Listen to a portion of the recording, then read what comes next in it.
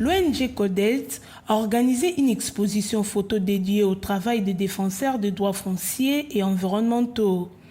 Une activité organisée à Kinshasa a mis à la vue de tous les invités les photos détaillant les actions de terrain menées par les défenseurs pour l'intérêt de leur communauté locale. Il y a des communautés locales qui se trouvent être victimes des accaparements de terres, des communautés locales qui se trouvent être victimes des impacts environnementaux qui de reste sont nuisibles par rapport à leur environnement. Il se trouve qu'il y a des gens qui ont décidé de se lever au nom de ces différentes communautés pour porter très haut la voix par rapport à leur cause. Disons, défendre les intérêts ou défendre leur droit à la vie, leur droit à accéder aux ressources naturelles, leur droit à la jouissance de ressources qui sont dans la partie de terre qui leur appartient de par la coutume. Malheureusement,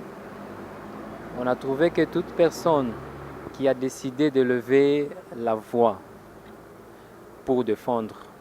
un intérêt quelconque de la communauté par rapport aux méfaits de ces investissements, aux méfaits de ces exploitations, aux méfaits des accaparements de terre, s'est trouvé criminalisé. Au cours de cette expo, les différents cas mis en lumière ont suscité l'engagement de certains acteurs étatiques, non étatiques et les membres de la société civile invités pour la circonstance. C'est vraiment un devoir pour nous que de soutenir tous les défenseurs de droits fonciers et forestiers de communautés locales qui comprennent combien les gens ont besoin d'avoir une terre, de jouir d'une terre, et quand quelqu'un se voue à défendre le droit à la vie d'un autre citoyen, c'est une mission noble qu'il faudra soutenir. L'exposition a présenté plusieurs cas,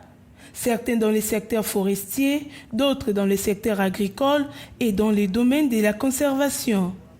Les participants à cette exposition photo ont apposé leur signature sur une plaquette en signe d'engagement à la mobilisation contre la criminalisation de défenseurs de droits fonciers et environnementaux.